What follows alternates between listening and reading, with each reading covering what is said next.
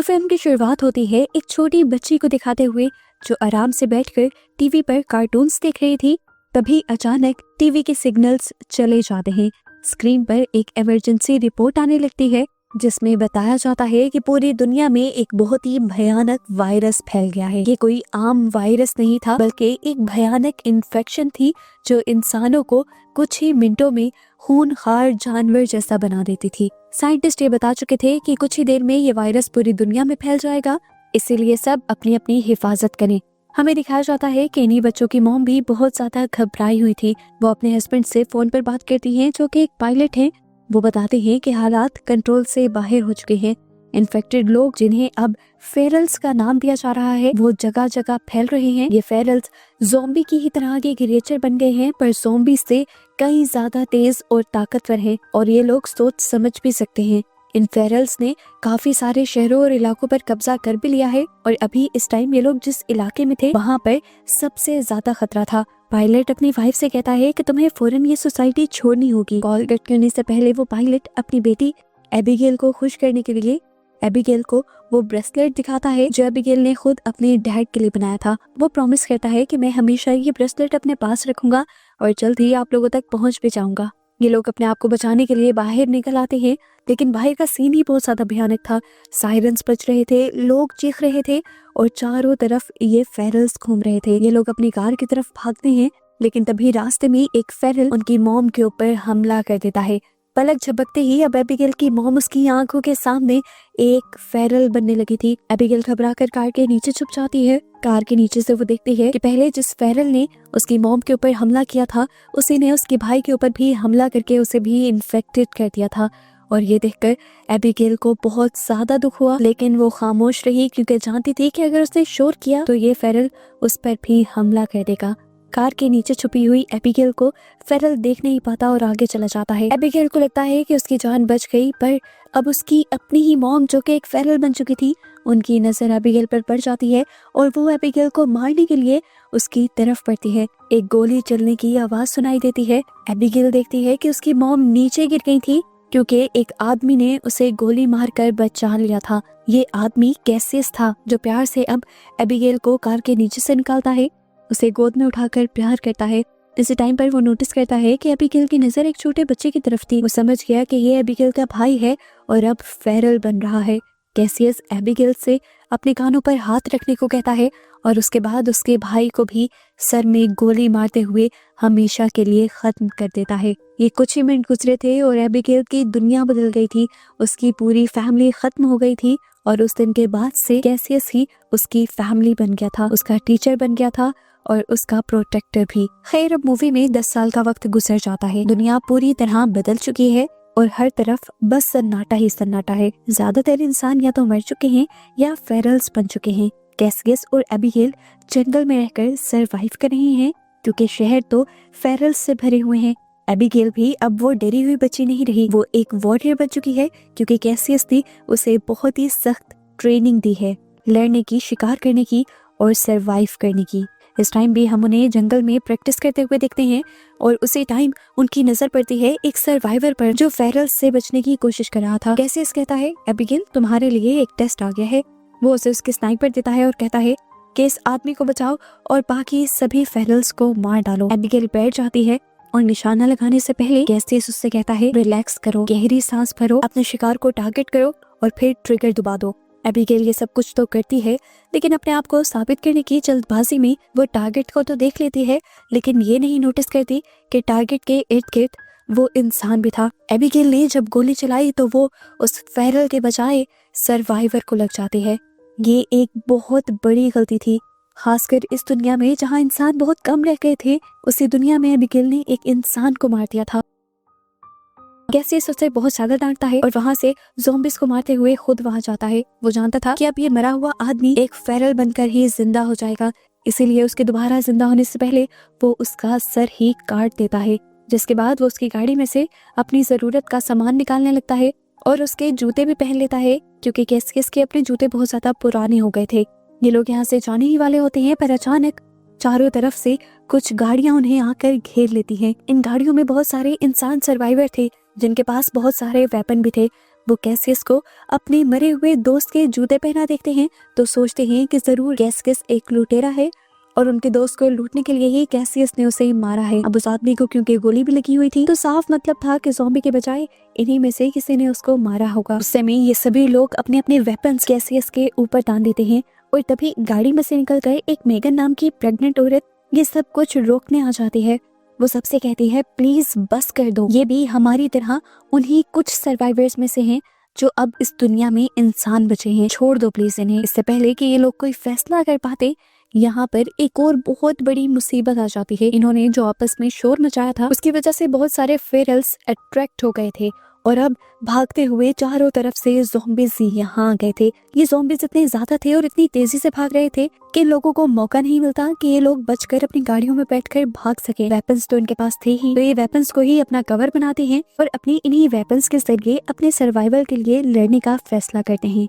यहाँ पर एक भयानक लड़ाई शुरू हो जाती है। इन सर्वाइवर्स का ग्रुप हारने लगता है। इतने सारे वेपन्स के बावजूद भी इनकी गोलियां खत्म होने लगती हैं, लेकिन मॉन्स्टर तो खत्म होने का नाम ही नहीं ले रहे थे। अब बहुत सारे मॉन्स्टर्स इन्हीं सर्वाइवर्स के ग्रुप के ऊपर हमला कर देते हैं और उन्हें भी काटते हुए मॉन्स्टर बना देते हैं। और यहाँ जो सिर्फ इंसान बचते हैं वो थे कैसियस, एबिगेल, मेगन और उसका हस्बैंड डेविड। जिस टाइम ये सारे फेरल्स सर्वाइवर्स को काटने में और उन्हें इन्फेक्टेड करने में बिजी थे, उसी वक्त का फायदा उठाते हुए मेगन, डेविड, एबिगेल और कैसियस चारों कार में बैठकर वहाँ से भाग निकलते हैं। पीछे जो नया ग्रुप फेरल में बदला था, पता चलता है कि उनका लीडर जो भी अब फेरल ही बन चुका है वो अपने और अपने ग्रुप के साथ होने वाली इन सारी चीजों से बहुत ज्यादा गुस्से में आ चुका है और अब उसने ठान ली है कि वो कैसियस से बदला लेकर रहेगा, जिसकी वजह से ये सब कुछ शुरू हुआ था। इसलिए वो अब कैसियस की खुशबू सूंघते हुए उस कार का पीछा करने लग जाता है जिसके अंदर ये लोग भागे थे। लेकिन हम देखते हैं कि कैसियस काफी दूर तक गाड़ी दौड़ाकर ले जा चुका था। वो अब इन लोगों से पूछता है कि आप लोग कहाँ जाना चाहते हैं। ये लोग बताते हैं कि हम लोग द कॉलोनी जाना चाहते हैं, जिसे बोट टाउन का भी नाम दिया गया है। ये पानी के ऊपर बनी एक कॉलोनी है जिसे बड़ी बड़ी शिप्स को मिलाकर बनाया गया है और यहाँ पर सभी बचे कुचे इंसान रह रहे हैं। यहाँ पर डॉक्टर्स भी हैं और हर किस्म की फैसिलिटी भी है। ये सारी चीजें सुनकर एबिगेल की आंखें चमक उठती हैं क्योंकि वो काफी टाइम से इंसानों के साथ रहने का एक ख्वाब दिख रही थी। पहले तो कैसियस को इस चीज का अंदाजा नहीं हो रहा था कि इंसानों की कोई कम्युनिटी एग्जिस्ट भी करती है। वो कहता है मैं काफी सालों से इधर उधर भटक रहा हूँ, मैंने तो कभी ऐसी कोई कम्युनिटी या कोई सोसाइटी नहीं देखी। मेगन उसे बताती है हमारा काफी बार उन कम्युनिटी के लोगों से कॉन्टेक्ट हुआ है। ये सुनकर कैसियस उनकी बात मान जाता है, लेकिन खुद वो वहाँ जाने के लिए तैयार नहीं था क्योंकि उसे लगता है कि ज्यादा लोगों के दरमियान में रहना मतलब ज्यादा खतरा। लेकिन यहाँ पे एबिगेल कहती है कि हम वहाँ पर एक मर्तबा तो जरूर जाएंगे, चाहे सिर्फ मेगन को छोड़ने के लिए, क्योंकि उसकी जो हालत है हम उसे अकेले जाने ही नहीं दे सकते। कैसियस की शक्ल से साफ लग रहा था कि वो इसके लिए भी तैयार नहीं है। रास्ते में ही अचानक से उनकी गाड़ी रुक जाती है और उन्हें पता चलता है कि वो खराब हो चुकी है। डेविड जो एक मैकेनिक है उसे ठीक करने की कोशिश करता है, लेकिन टूल्स ना होने की वजह से नाकाम रहता है। उन्हें अब पैदल चलना पड़ रहा था। चलते चलते वो एक पुरानी जगह पहुंच जाते हैं जिससे एबिगेल पहचान लेती है। इसी जगह के करीब एक एयरफील्ड थी जहां पर उसके डैड काम किया करते थे। वो सबसे कहती है कि हमें एयरपोर्ट की तरफ चलना चाहिए, शायद हमें वहां पर कोई प्लेन मिल जाए और हमारा आगे जाने का सफर आसान हो जाए। कैसियस को ये आइडिया बहुत ही बेकार लगता है क्योंकि 10 साल बाद कोई प्लेन उड़ने के काबिल तो रहा नहीं होगा। एबिगेल जब जिद करती है तो वो जाने के लिए मान जाता है और वहां जाकर इन्हें एक बहुत ही अजीब चीज ये देखने को मिलती है कि इस एयरफील्ड के अंदर एक भी प्लेन नहीं था। किस्मत से इन्हें एक गैराज के अंदर एक छोटा सा प्लेन मिल भी जाता है, लेकिन 10 साल से पड़े रहने की वजह से वो थोड़ा खराब था। डेविड कहता है मैं इसे रिपेयर कर सकता हूँ। वो जब प्लेन को रिपेयर कर रहा था, एबिगेल और कैसियस उसका पहरा दे रहे थे। ये लोग बार बार अपनी बाइनोकुलर से दूर दूर देख रहे थे और एकदम से इन्हें पता चलता है कि सामने से फेरल्स का एक बहुत बड़ा ग्रुप उनके पीछे वहां तक आ रहा है। अभी तो वो दूर थे, लेकिन जितना तेज वो भाग रहे थे 5 से 10 मिनट में ये उनके पास होते। ये लोग भागकर यहाँ पर आते हैं और डेविड से जल्दी जल्दी काम करने को कहते हैं। एबिगेल इतने में पायलट सीट पर बैठ जाती है और वो सारी चीजें याद करने लगती है जो उसके डैड उसे सिखाया करते थे बचपन में। यहीं पर वो एक बुकलेट उठाकर इस प्लेन के बारे में भी पढ़ने लग जाती है और इतने में ही वो ज़ॉम्बीज फेंस तोड़कर यहाँ पर आ जाते हैं। डेविड और मेगन भी अब प्लेन के अंदर बैठ चुके थे। थोड़ी सी कोशिशों के बाद भी एबिगेल ने इंजन स्टार्ट कर लिया था प्लेन का। प्लेन तेजी से आगे की तरफ रनवे पर चलने लग जाता है, लेकिन उसके बावजूद ये ज़ॉम्बीज इतने ज्यादा तेज होते हैं कि चलते ट्रेन को भी पकड़ने की कोशिश करते हैं और उसके विंग्स को डैमेज भी करने की कोशिश करते हैं। इस टाइम पर केसीएस आधा प्लेन के अंदर बैठा हुआ था तो आधा बाहर था, जिसे एक ज़ॉम्बी पकड़कर बाहर निकालने की कोशिश कर रहा था, पर वो ज़ॉम्बी के सर पर गोली चलाते हुए उसे प्लेन से नीचे गिरा देता है और फिर फाइनली एबिगेल इस प्लेन को हवा में उड़ा लेती है। इस प्लेन को उड़ता हुआ देखकर सब लोग बहुत ज्यादा खुश हुए थे। सभी लोगों ने सुकून की सांस ली थी क्योंकि इतना बड़ा सफर ये लोग अब चंद घंटों में ही तय करने वाले थे। लेकिन उनकी ये खुशी ज्यादा देर तक नहीं टिकती। घंटा भर चलने के बाद ही इस प्लेन में से धुआं निकलने लग जाता है क्योंकि इंजन बहुत ज्यादा पुराना था और उसकी सर्विस नहीं की गई थी। कुछ ही देर में प्लेन का इंजन पूरी तरह फेल हो जाता है और प्लेन आउट ऑफ कंट्रोल हो जाता है। अपनी जान बचाने के लिए कैसियस एबिगेल का साथ देता है और प्लेन का लीवर पकड़ते हुए उसे एक दरख्त के अंदर क्रैश करवाता है ताकि इन्हें कम से कम नुकसान हो। उनका ये आइडिया काम भी कर गया था। इन्हें छोटी मोटी चोटें लगी तो थी लेकिन इनमें से मरा कोई भी नहीं था। खैर, जितना भी रास्ता इन्होंने इस प्लेन से तय करना था वो तो कर लिया था। आगे का रास्ता इन्हें अब पैदल तय करना था जो लगभग 2 दिन का और था। ये लोग अब यहाँ पर टूटी फूटी बिल्डिंग्स के अंदर रात रहने का फैसला करते हैं क्योंकि दूर दूर तक यहाँ पर ज़ॉम्बीज नहीं थे। फिर भी कैसियस ने यहाँ चारों तरफ ट्रैप भी लगा दिए थे। जिसके बाद जब वो अंदर आता है तो मेगन आकर उसका शुक्रिया करती है और कहती है अगर तुम ना होते तो अब तक हम मर जाते। ये सुनकर कैसियस थोड़ा पिघलने लगता है जो हमेशा से बहुत ही ज्यादा सख्त रहता था। मेगन को देखकर उसे अपना पास्ट याद आ जाता है और वो मेगन को बताता है कि मैंने सबसे पहले अपनी वाइफ को मारा था, वो भी मजबूरी में क्योंकि वो इन्फेक्टेड हो गई थी और अपने आप को बचाने के लिए मेरे पास कोई दूसरा रास्ता नहीं था। उस दिन के बाद से उसने कसम खा ली थी कि वो किसी के लिए नहीं लड़ेगा, वो सिर्फ अपने सर्वाइवल के लिए काम करेगा। लेकिन फिर उसे एबिगेल मिल गई और उसने अपना फैसला बदल लिया। फिर उसने एबिगेल को अपना साथी बना लिया और उसे अपनी बेटी की तरह पाला। वो बताता है कि एबिगेल के अलावा किसी को भी बचाना अब मेरा मिशन नहीं है, लेकिन मैं तुम्हारी और डेविड की जिम्मेदारी लेता हूँ और वादा करता हूँ कि मैं तुम्हें तुम्हारी मंजिल तक पहुँचा दूंगा। खैर, अगले दिन ये अपना सफर शुरू कर देते हैं और इन्हें रास्ते में चलते हुए एक बहुत ही अजीब चीज दिखाई देती है। एक बहुत ही अच्छा साफ सुथरा फार्म हाउस जहाँ पर बहुत सी चीजें भी उगी हुई थी और यहाँ पर बिजली भी थी। ये लोग बहुत ज्यादा हैरान होते हैं और उस फार्म हाउस की तरफ बढ़ने की कोशिश करते हैं, लेकिन तभी एक स्पीकर से आवाज आती है कि अपने अपने हथियार नीचे डाल दो। ये लोग उस आदमी की बात मान जाते हैं और अपने हथियार यहीं छोड़कर ये लोग अंदर चले जाते हैं। पता चलता है कि इस जगह का मालिक एक साइंटिस्ट था। वो इन सारे सर्वाइवर्स से मिलकर बहुत ज्यादा खुश होता है और उनके लिए अच्छा सा खाना भी बनाता है। ये सब खाना खाते हुए रो पड़ते हैं क्योंकि 10 सालों बाद वो इतना अच्छा खाना खा रहे थे। डिनर के बाद ये लोग बैठकर बातें करने लग जाते हैं और बातें करते हुए एक बहुत ही अजीब बात वो साइंटिस्ट ये कहता है कि ये वायरस कोई बुरी चीज नहीं है बल्कि ये तो ह्यूमन एवोल्यूशन है। वो मानता है कि इस वायरस ने सारे कमजोर इंसानों को मार दिया है और ताकतवर इंसानों को फेरल्स में बदल दिया है और अब इन नई फेरल्स को ही इस दुनिया के ऊपर कब्जा करना चाहिए और बचे कुचे इंसानों को भी मर जाना चाहिए। जैसे जैसे वो बोल रहा था सबको चक्कर आने लगे थे क्योंकि उसने सबके ड्रिंक में बेहोश होने की दवा मिलाई हुई थी। और ऐसे हमें पता चलता है कि साइंटिस्ट का उन सबको अंदर बुलाने का इरादा कुछ अच्छा नहीं था। जब इनकी आंखें खुलती हैं तो ये लोग बंधे हुए होते हैं। यहाँ पर साइंटिस्ट इनको अपनी असलियत बताता है और कहता है कि मैं तो यहाँ पर ज़ॉम्बीज के ऊपर ही एक्सपेरिमेंट कर रहा था। उसने अपनी ज़ॉम्बी बनी हुई वाइफ को भी यहाँ कैद करके रखा हुआ था और उसने एक ऐसी डिवाइस भी बनाई थी जिससे वो ना सिर्फ अपनी वाइफ को बल्कि सभी ज़ॉम्बीज को कंट्रोल कर सकता था। वो बताता है कि मैं चाहता हूँ सारे इंसान मर जाएं और सारे फेरल्स में यानी ज़ॉम्बीज में बदल जाएं ताकि मैं उन्हें कंट्रोल कर कर इस पूरी दुनिया पर राज कर सकूं। वो अब अपनी ज़ॉम्बी बनी हुई वाइफ को आज़ाद कर देता है और अपनी डिवाइस की मदद से कंट्रोल करते हुए इन लोगों की तरफ मारने को भेजता है। सब घबरा जाते हैं। जैसे ही वो कैसियस के पास आती है, कैसियस उसे जोर से टांग मारकर पहले अपने से दूर कर देता है और इतने में डेविड अपनी ताकत का इस्तेमाल करता है और अपनी रस्सियां तोड़ देता है।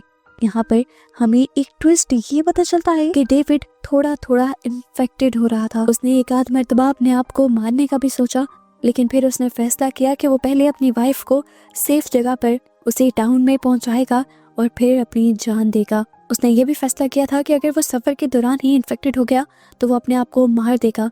अभी उसके बारे में किसी को ये हकीकत नहीं पता थी, लेकिन इस ज़ॉम्बी वायरस ने अभी तक जो उसे ताकत दी थी उसी ताकत से वो अब इस नई ज़ॉम्बी से लड़ने लग जाता है। ये लोग आखिर उस ज़ॉम्बी को मार देते हैं और इन्हें देखकर डरते हुए साइंटिस्ट यहाँ से भाग जाता है। ये लोग मौके का फायदा उठाते हैं, अपना वेपन्स और सामान इकट्ठा करते हैं और साइंटिस्ट का ही ट्रक लेकर यहाँ से निकल जाते हैं। इनके यहाँ से भागने के बावजूद भी साइंटिस्ट ने हार नहीं मानी थी। वो तो इन्हें हर हाल में मारना चाहता था, इसलिए वो अपने डिवाइस का इस्तेमाल करते हुए बहुत से ज़ॉम्बीज को उनकी गाड़ी के पीछे लगा देता है। इधर इन लोगों को भी आगे से रास्ता बंद मिलता है और इनके पास कोई दूसरा रास्ता नहीं रहता सिवाय इसके कि ये लोग गाड़ी से बाहर निकलकर भागना शुरू कर दें। पीछे से ज़ॉम्बीज़ भी बहुत ज्यादा आ गए थे। डेविड को भी अब समझ आ गई थी कि वो पूरी तरह इन्फेक्टेड में बदलने वाला है, क्योंकि उसकी पेट की नसें भी खाली पड़ चुकी थी और उसकी हालत भी बहुत ज्यादा खराब हो रही थी। वो यहाँ पर अपनी वाइफ को मिलता है और उसे लास्ट गुड बाय कहता है। उसकी वाइफ यानी मेगन उसे छोड़कर जाना नहीं चाहती थी, लेकिन तब वो मेगन से कहता है कि ये सब मैं हमारे बेबी के लिए कर रहा हूँ। ये कहकर वो उसे कैसियस के साथ भेज देता है और खुद यहाँ बचे कुछ ज़ॉम्बीज़ से लड़ने लग जाता है। ज़ॉम्बीज़ बचे हुए तीनों लोगों का पीछा नहीं कर पाते और इस तरह ये लोग नदी के किनारे पहुंच जाते हैं। इनकी खुशकिस्मती यही थी कि इसी पानी के अंदर उस टाउन को बनाया गया था जहाँ पर मेगन को आना था। एबिगेल फौरन जाकर मदद की रिक्वेस्ट करती है और इन्हें देखकर वो लोग इन्हें कवर देने लगते हैं और दूर से इनके पीछे आने वाले मॉन्स्टर्स पर हमला कर देते हैं, जिसके बाद इन लोगों को कॉलोनी के अंदर लेने के लिए एक बोट भेजी जाती है और फाइनली ये लोग ज़ॉम्बीज़ से दूर आ जाते हैं। पता चलता है कि ये ज़ॉम्बीज़, ये फेरल्स पानी के अंदर नहीं आ सकते थे। अब हमें कॉलोनी का एक सीन दिखाया जाता है। जैसे मैंने पहले बताया कि ये कॉलोनी बड़े बड़े जहाजों को जोड़कर बनाई गई थी। इसे देखकर ये सब लोग बहुत ज्यादा हैरान थे। एबिगेल तो बहुत ज्यादा खुश थी क्योंकि वो सालों बाद किसी दूसरे इंसान से मिल रही थी। उसे यहाँ पर बहुत ज्यादा मजा आ रहा था। मेगन, जिसकी हालत इस टाइम खराब हो गई थी, उसे भी यहाँ पर मेडिकल फैसिलिटी मिल गई थी। पता चलता है कि उसके पास एक बेटी पैदा हुई है, लेकिन अफसोस की बात एक ये भी पता चलती है कि अब मेगन ज्यादा अरसे तक जिंदा नहीं रह सकती, क्योंकि उसके अंदर खून की बहुत ज्यादा कमी है और यहाँ कोई भी उसे खून नहीं दे सकता। इसी रात नए लोगों के आने की खुशी में यहाँ पर एक पार्टी होती है और एबिगेल, जो इन सारी चीजों से बहुत लंबे अरसे से दूर थी, उसे बहुत ज्यादा मजा आता है। लेकिन कैसे सब उसे अलर्ट कर देता है कि हमें यहाँ से जाना चाहिए, पर एबिगेल यहाँ से जाना नहीं चाहती थी। इसलिए इन दोनों के दरमियान में बहस हो जाती है। घूमते घूमते एबिगेल एक सीक्रेट रूम में पहुंच जाती है जहाँ पर बहुत सारे एक्सप्लोसिव्स लगाए हुए थे और यहाँ पर एक बड़ा सा रिमोट भी लटका हुआ था। इससे पहले कि वो हाथ लगाती थी, एक लड़का आकर उसे रोक लेता है और बताता है कि ये हमारा प्लान भी है। अगर कभी इस कॉलोनी पर भी फेरल्स का हमला हो गया तो वो बताता है कि नीचे के बने हुए टनल वाले रास्ते से हम सब लोग यहाँ से भाग जाएंगे और इस कॉलोनी को बॉम्ब्स के जरिए उड़ा देंगे ताकि वो सारे ज़ॉम्बीज़ जो यहाँ पर आए थे वो मारे जाएं। वो लड़का तो वैसे ही ये सारी इन्फॉर्मेशन एबिगेल को दे रहा था, ये नहीं जानता था कि इसकी जरूरत अभी पड़ जाएगी, क्योंकि वो पागल साइंटिस्ट अब अपनी डिवाइस का इस्तेमाल करते हुए बहुत सारे ज़ॉम्बीज़ को यहाँ पर ले आया था। उसने अपने साथ अल्फा फेरल को मिला लिया था। ये वही फेरल था जो सबसे पहले मिलने वाले सर्वाइवर ग्रुप का लीडर था और उसे अपने ग्रुप का कैसियस से बदला लेना था। अल्फा को कंट्रोल करते ही सारे फेरल्स उसकी बात मानने लगते हैं। अल्फा फेरल जब बिना डरे पानी के अंदर जंप करता है तो बाकी ज़ॉम्बीज़ भी पानी का डर खत्म कर देते हैं और पानी के अंदर जंप करते हुए तैरकर उस कम्युनिटी में पहुंच जाते हैं। कम्युनिटी में जोर जोर से अलार्म बजने लगते हैं। सभी इंसान खतरे को भांपते हुए सीक्रेट डोर की तरफ भागने लग जाते हैं। कॉलोनी में एक हंगामा शुरू हो जाता है और कुछ फेरल्स तो इंसानों के ऊपर हमला भी करने लग जाते हैं। कैसियस इस अफरा तफरी में भी पहले एबिगेल को ढूंढता है और एबिगेल उसे मिल भी जाती है, लेकिन इस टाइम इन्हें अंदाजा होता है कि ये लोग एस्केप टनल से बहुत ज्यादा दूर हैं। इस सारी लड़ाई के दौरान साइंटिस्ट भी कैसियस के सामने आ जाता है। उसे लग रहा था कि अब वो नया गॉड बन गया है सिर्फ इस डिवाइस को बनाकर। कैसियस को उसे देखकर इतना ज्यादा गुस्सा आ रहा था कि कैसियस ने उसके ऊपर ही हमला कर दिया और उसे मारते हुए बार बार उसकी डिवाइस को दीवार के साथ टकराया, जिससे उसकी डिवाइस टूट गई। सिग्नल्स खत्म हो गए और अब ज़ॉम्बीज़ उसके ऊपर टूट पड़े, जबकि कैसियस तो अपनी जान बचाकर यहाँ से भाग गया। आगे बढ़ने पर कैसियस को पता चलता है कि मेगन अब मर चुकी है, लेकिन अब उसकी एक बेटी थी जो जिंदा थी। मरने से पहले मेगन कैसियस को ये जिम्मेदारी देकर जाती है कि जैसे तुमने एबिगेल को पाला है और उसे ट्रेन किया है, मेरी बेटी को भी तुम बिल्कुल वैसे ही ट्रेन करना। इधर दिखाया जाता है कि सभी सर्वाइवर्स उस टनल से निकलकर एक सेफ जगह पर पहुंच गए थे। वो रिमोट कंट्रोल इस टाइम उसी लड़की के हाथ में था जो एबिगेल का दोस्त बन गया था। वो देखता है कि एबिगेल और उसके अंकल अभी तक उस टनल से बाहर नहीं निकले, इसीलिए वो इंतजार करता है और उस कॉलोनी को तब तक तबाह नहीं करता जब तक एबिगेल ना आ जाए। यहाँ एबिगेल जो सारे ज़ॉम्बीज़ से लड़ रही थी, उसके सामने जब अल्फा ज़ॉम्बी आता है तो वो उससे अपने आप को बचा नहीं पाती, क्योंकि अल्फा ज़ॉम्बी के हाथ में उसने एक ब्रेसलेट देख लिया था। ये वही ब्रेसलेट था जो उसने बचपन में बनाकर अपने डैड को दिया था, यानी ये अल्फा ज़ॉम्बी उसके डैड थे। उसे समझ नहीं आया कि वो क्या करे। ये अल्फा ज़ॉम्बी उसे खाने ही वाला था, लेकिन ठीक वक्त पर उसे बचाने के लिए कैसियस आ गया। ये देखकर उसे होश आया। वो कैसियस को बचाना चाहती थी, पर एक मिनट के लिए अपने डैड को मारना उसके लिए आसान नहीं था, लेकिन फिर उसे एहसास हो गया कि इस टाइम ये ज़ॉम्बी इंसान उसका डैड नहीं है बल्कि कैसियस उसका डैड है। इसलिए उसने उस ज़ॉम्बी के सर में गोली मारी और कैसियस को बचा लिया। अपने डैड को मारने के बाद एबिगेल कुछ देर के लिए सदमे में चली गई थी, लेकिन कैसियस एबिगेल को यहाँ से खींचता हुआ जल्दी से टनल की तरफ बढ़ जाता है। जैसे ही ये लोग टनल से बाहर निकलते हैं, वो लड़का इस कॉलोनी को तबाह करने के लिए बटन दबा देता है। बस चंद ही सेकंड लगते हैं और ये कॉलोनी पूरी तरह तबाह हो जाती है और यहाँ पर आए हुए सभी ज़ॉम्बीज भी जलकर राख हो जाते हैं। सर्वाइवर्स इस टाइम नदी के दूसरे किनारे पर थे और इन्हें अब दूसरी तरफ एक छोटा सा आइलैंड नजर आ रहा था। ये आइलैंड इनके लिए एक उम्मीद थी और ये लोग इसी आइलैंड पर नई कॉलोनी बनाने का डिसाइड करते हैं। इस टाइम कैसियस ने भी अपनी सोच बदल ली थी, क्योंकि अब जिस तरह बाकी लोगों ने उनकी जान बचाई थी, वो भी समझ गया था कि लोग खतरा नहीं बल्कि ताकत होते हैं। वो भी अब एबिगेल और इस छोटी बच्ची को लिए उन लोगों के साथ रहने का फैसला कर लेता है और ये लोग निकल जाते हैं उस आइलैंड के लिए, जिससे अब ये लोग अपना नया घर बनाएंगे और जिसे हमेशा ये लोग ज़ॉम्बीज से और फ्लेयर्स से दूर रखेंगे। और बस इसी तरह इन्हीं सबको दिखाते हुए ये मूवी यहाँ खत्म हो जाती है।